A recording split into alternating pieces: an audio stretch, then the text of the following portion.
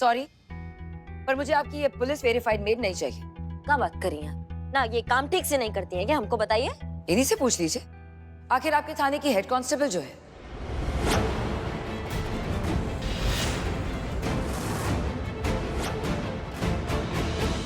आप लोगों को क्या लगा आप अपनी हेड कांस्टेबल को मेरे घर में मेड बनाकर भेजेंगे और मुझे पता भी नहीं चलेगा? इतने बेवकूफ लगते हैं हम। वैसे मैडम जी, बहुत ही बेवकूफ खेल खेला है आपने। या तो आप किसी होशियार पुलिस को मेरे घर पर भेजते हैं, या तो फिर किसी ऐसे इंसान को जिसे एक्टिंग अच्छी से आती हो। अब ऐसे लापरवाह और घटिया एक्टर को भेजेंगे तो 2 मिनट में पकड़ी जाएगी ना। इतना परेशान किया है कि अब तक कम से कम 4 बार बोल चुके होंगे कि सच में सुनीता बहुत अच्छा काम करती थी। और तुम होशियार समझती हो खुद को बहुत। तुझे क्या लगा इन पुलिस वालों के साथ मिलकर तू मुझे फंसाएगी और मैं बेवकूफ बन जाऊंगी? बेटा, जितनी तुम्हारी उम्र नहीं है ना, उससे कई ज्यादा सैंडल मेरे कबर्ड में रखे।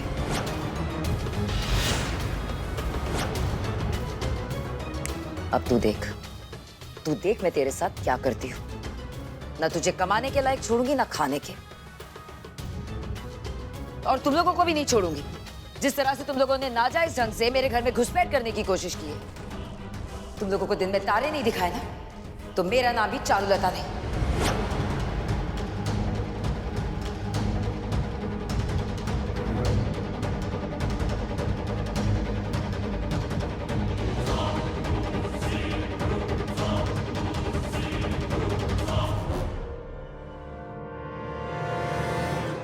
अब हमें क्या पता था वो चारुलता नाम की लोमड़ी छुपकर हमारी बातें सुन रही है।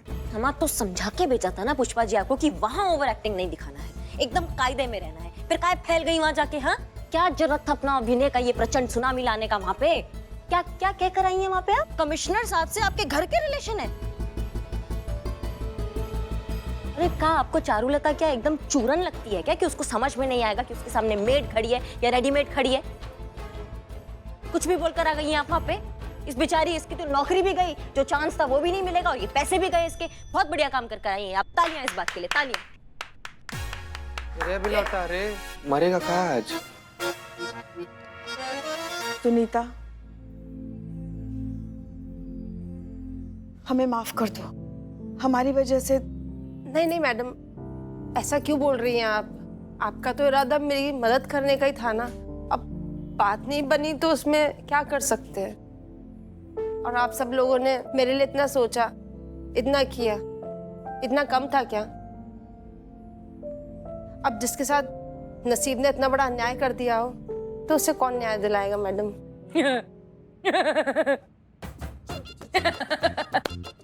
क्या बात है सीना मैडम, उनका नौकरी पैसा सब चला गया और आप हंस रही हैं? कौवे की याद आ रही है। मेरा फिक्का पाएंगे। मुंबई में मेरी रेकड़ी, मुंबई में जिन लोगों की वड़ा पाव की रेकड़ी होती है वो अक्सर रात को काम खत्म होने के बाद रेकड़ी के ऊपर छत पे बचे हुए पाव रख देते हैं ताकि रात भर में कौवे उसे आकर खा लेते हैं। इस बात से हमने कौवों के बारे में 2 चीजें सीखी है, एक अच्छी और एक बुरी। बुरी ये कि जब भूख लगती है ना तो कौवे एक दूसरे की चोंच से छीन कर भी खा लेते हैं। भूख के आगे, खाने के आगे कुछ भी नहीं, कोई भी नहीं। और अच्छी बात ये कि जब भी कोई एक कौवा मुसीबत में होता है और वो आवाज लगाता है तो शहर के सारे कौवे इकट्ठा हो जाते हैं उसकी मदद करने के लिए। बात की बात यह है कि चींटियां चाहे तादाद में कितनी भी क्यों ना हो जाए, गन्ना घसीट कर नहीं ले जा सकती। और एक जानवर शरीर में कितना ही बड़ा क्यों ना हो, कौवे उसे अपनी चोंच से मार मार के जख्मी जरूर कर सकते हैं। गजब मैडम ना, मतलब यहाँ पर इतना सीरियस केस चल रहा है और आप यहाँ पर कौवा चींटी पंचतंत्र का कहानी लेकर बैठ गई। तुम सबके सबकी ना पावली थोड़ी कम ही लगती है मेरे को। बात यह है यूनिटी, एकता, बॉन्डिंग। अब यही है हमारी इस समस्या का समाधान। हमें अब इस चारुलता मेम साहब को समझाना होगा कि एकता की ताकत का जलवा क्या होता है। और ये होगा कैसे? वो मैं बताएगी नहीं, करके दिखाएगी। संतोष शर्मा, कल सुबह कैमरे के साथ रेडी रहना। जी मैडम सर।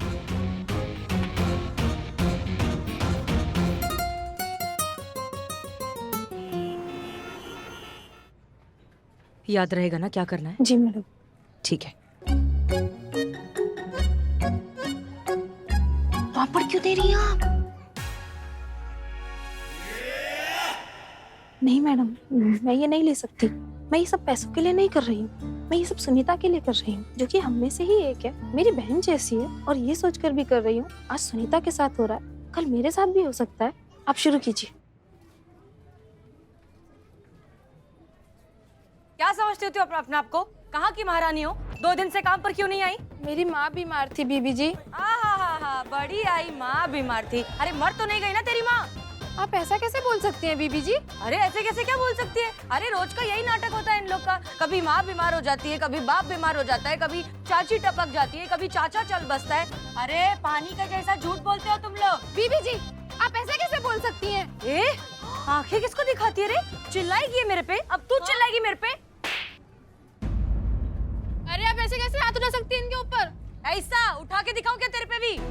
ये कैसे अंदर कर दी है? पुलिस वाली है तो किसी पे भी हाथ उठाएगी क्या? पुलिस वाली को इससे माफी मांगनी होगी। हाँ माफी मांगनी होगी। हाँ माफी मांगनी होगी। ए चुप! नहीं मांगूंगी मैं माफी किसी से। जो उखाड़ना है उखाड़ लो। हाँ चलो।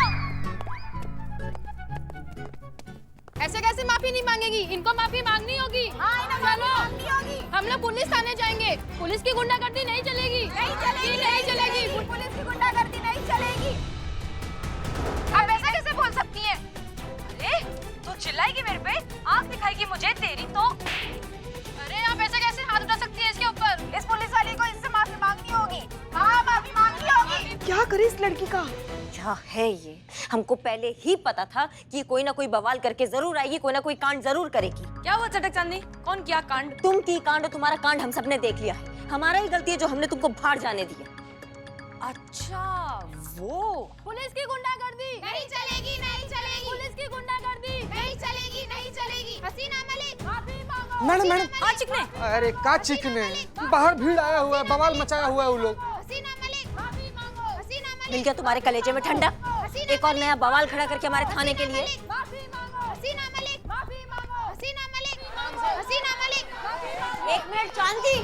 शांत। हसीना मलिक हसीना मलिक माफी मांगो। हसीना मलिक माफी मांगो। हसीना मलिक माफी मांगो। अरे शांत हो जाओ, काय के लिए बम बम कर रहे?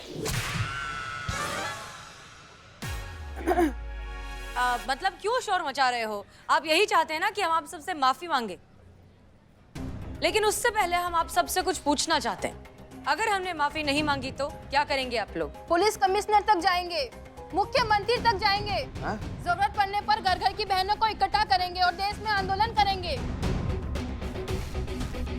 और हसीना मैडम को माफी मांगनी पड़ेगी। माफी मांगनी पड़ेगी। माफी मांगनी पड़ेगी।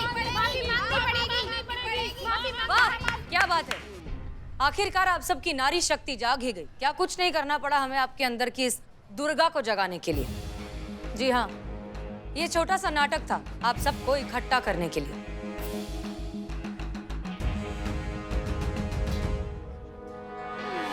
दरअसल पुष्पा जी हम बात कर रहे हैं ना।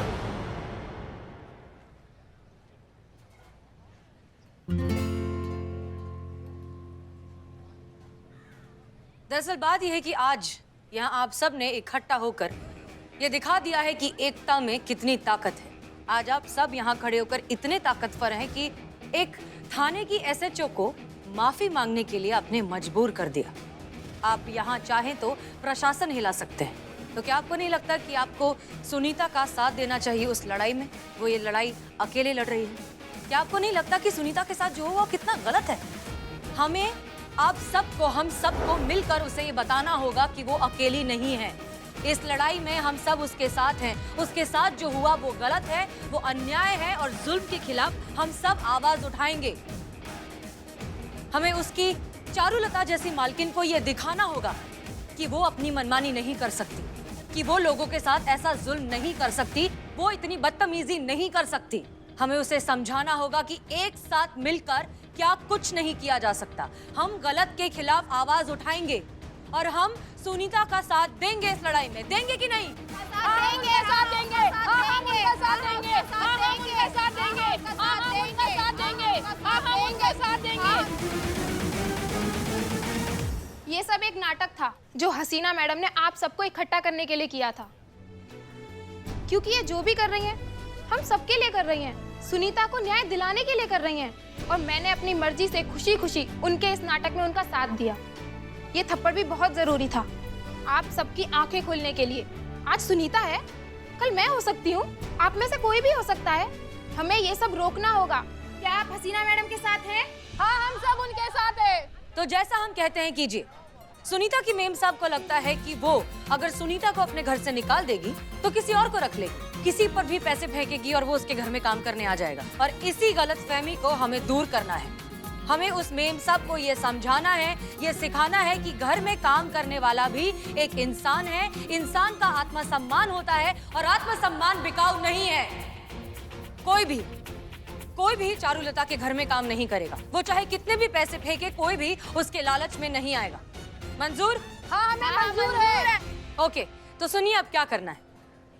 साक्षात मैडम सर, आज अगर उर्मिला की जगह मैडम सर होती तो शायद ऐसा ही कुछ करती।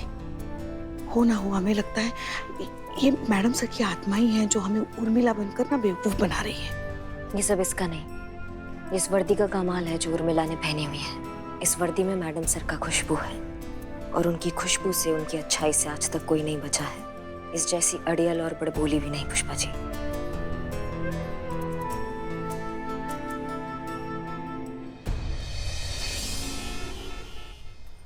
कम बेटा, लेट्स गो।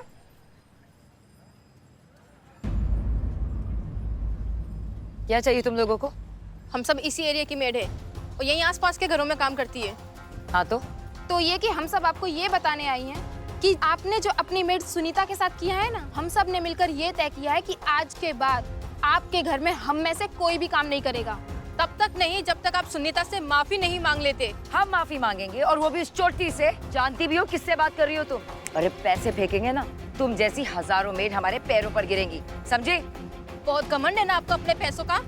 एक बात बता दूं, हर कोई चीज पैसों से नहीं खरीदी जा सकती। ओहो हो, एक 2 टकी की मेड हमको ज्ञान दे रही है। हाँ, हो क्या चीज तुम? एक फोन घुमाऊंगी ना, सीधा अपने गांव पहुंच जाओगी अपने पूरे परिवार के साथ। वही नहीं समझना हमको, समझी? हम जो भी है, माफी तो आपको सुनीता से मांगनी ही होगी। माफी तो मांगनी ही होगी। मैंने कहा ना, नहीं मांगूंगी मैं माफी। क्या करोगी? वहाँ उधर सुनीता दीदी खड़ी है, आपको मिलना है उनसे? हाँ। तो जाओ, जल्दी जाकर मिलो, वो वहाँ खड़ी है, जल्दी जाओ।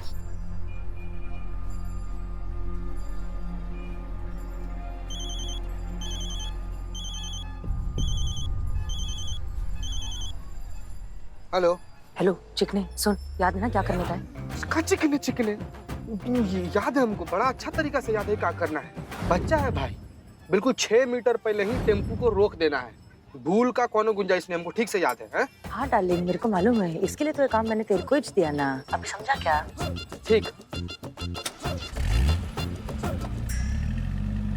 मैंने कहा ना मैं कोई माफी नहीं मांगूंगी। माफी तो आपको मांगनी ही होगी सुनीता से, वरना क्या? पुलिस को फोन करेंगे ना, सबके सब अंदर हो जाओगी। चलो निकलो ऐसे, हटो। चल बेटा अंश। अंश, अंश, अंश कहाँ गया?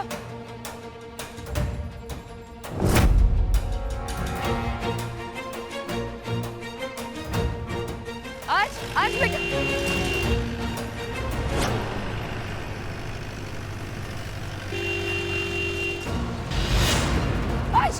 माफी तो मांगनी पड़ेगी। दीदी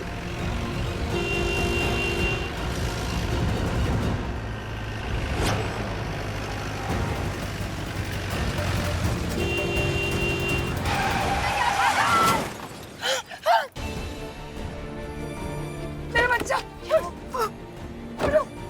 अंश, मेरा बच्चा, चोट तो नहीं लगी ना?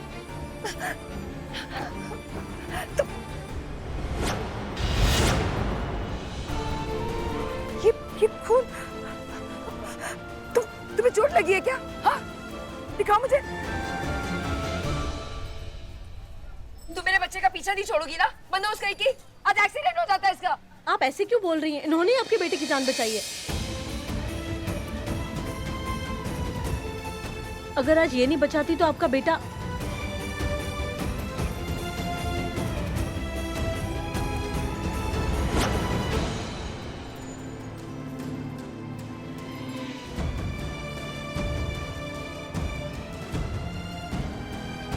तुम चलो मेरे साथ। सुनीता को आज मैं यहाँ आप सबके सामने इसलिए लाई हूँ ताकि आप सभी के सामने मैं इससे माफी मांग सकूं। इस बेचारी ने तो हमेशा अपना हर काम लगन और ईमानदारी से किया है, और बदले में हमने क्या किया? इस बेचारी को हमेशा धुतकारा, जलील किया, यहाँ तक कि अपने दोस्तों के सामने इस बेचारी की बेइज्जती तक कर दी। हम अपने किए के लिए बहुत ही शर्मिंदा है। हमें माफ कर दो सुनीता। नहीं नहीं मैडम, माफी मांगने की जरूरत नहीं है। आपको एहसास हुआ, यही बस है। देख लीजिए, एक तरफ आप हैं जो इनको अपमान करने का या इनके साथ अन्याय करने का कोई मौका नहीं छोड़ती है, और एक तरफ ये है जो अपना फर्ज निभाने का, अपना समर्पण देने का कोई मौका नहीं छोड़ रही हैं। अपनी जान की परवाह ना करते हुए इन्होंने आपके बच्चे की जान बचाई। अब बताइए कौन सा वेतन, कौन सा रकम, कौन सी तनख्वाह इनके जज्बे का कीमत चुकाएगी? बताइए, हमें समझाइए। सही कह रही हैं आप। सुनीता, तुमने अपने वो पैसे इतनी मेहनत से कमाए, हम पे भरोसा कर कर हमें जमा करने दिए, और बदले में हमने क्या किया? अपने अहंकार में आके तुम्हें सबक सिखाने के लिए, तुमसे अपना बदला लेने के लिए तुम्हें वो पैसे देने के लिए मना कर दिया। ये गलत है ना? आपके पास इनकी पगार है, लेकिन इनके पास आपके पूरे घर की जिम्मेदारी है।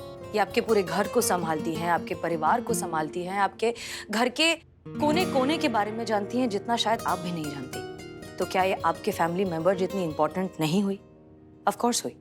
इसलिए आपका काम है कि आप भी उनका उतना ही ध्यान रखें जितना ये आपका ध्यान रखती हैं। मैडम सर, क्योंकि क्या है ना, जब भी आपकी जिंदगी में कोई भी समस्या आएगी तो आपके घर वालों से पहले, आपके रिश्तेदारों से पहले, आस पड़ोसियों से पहले ये आपके साथ खड़े होंगे चट्टान बनकर।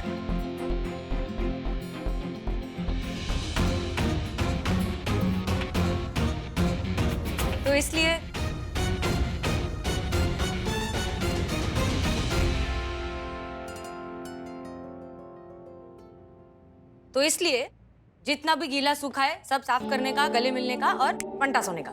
गिले शिकवे। हाँ, वेरी गुड। तो वो कीजिए, एक दूसरे के गले मिलिए और घर जाइए। सॉरी।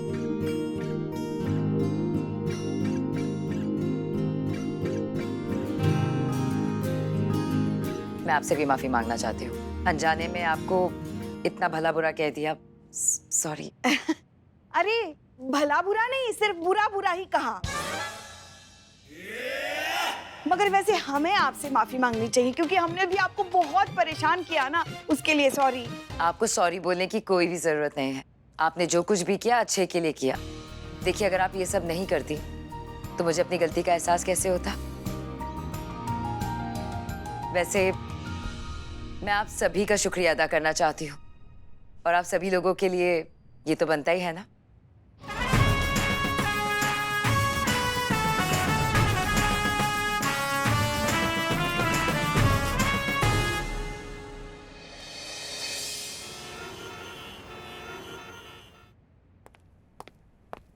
भैया, आपने बुलाया हमें, कुछ बात करना है आपको? हाँ बहना, वो जो चाबी आपने हमें दी थी ना, हाँ, वो दरअसल बैंक लॉकर की निकली। पता किया तो पता चला कि वो बैंक लॉकर हसीना मलिक के नाम से है। इसलिए हम उर्मिला को अपने साथ ले गए और उसके जरिए लॉकर खुलवाया। जी, फिर? और उस लॉकर में से हमें ये मिला।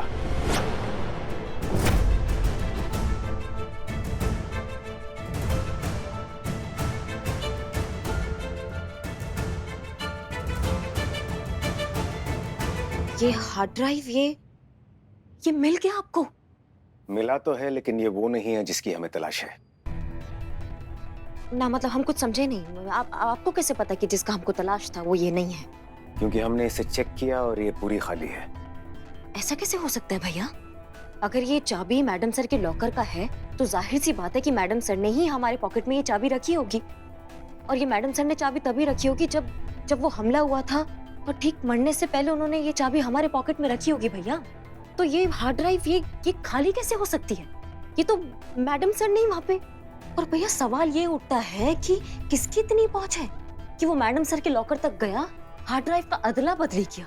कौन हो सकता है वो इंसान? इन्हीं सवालों के चक्रव्यूह में हम भी उलझे हुए हैं बहना, कि आखिर ये सब क्या हो रहा है। इस नकली हार्ड डिस्क के चक्कर में हम वापस शून्य पर आकर खड़े हो गए हैं। हसीना जी के हथियारों तक पहुंचने के सारे रास्ते बंद हो चुके हैं। अब वो असली हार्ड डिस्क की हमारी आखिरी उम्मीद है। उस हार्ड डिस्क को किसी भी तरह ढूंढना होगा। ढूंढेंगे भाई, हम जरूर ढूंढेंगे। उस असली हार्ड ड्राइव को भी ढूंढेंगे और उन हथियारों तक पहुंचेंगे जिन्होंने मैडम सर का वो हाल किया। जमीन आसमान हम एक कर देंगे, लेकिन उनका जान ले लेंगे और उसी जगह पे दफनाएंगे जहां उन्होंने मैडम सर पे गोली चलवाई थी। इन्हीं हाथों से हमने मैडम सर का वो खून से लथपथ शरीर उठाया था भैया। अब इन्हीं हाथों से ना हम उनका जान ले लेंगे और उनको जिंदा नहीं छोड़ेंगे, हम जिंदा दफना देंगे। लेकिन ध्यान रखना बहना, अगर वो लोग लॉकर से असली हार्ड डिस्क निकाल सकते हैं तो वो कुछ भी कर सकते हैं।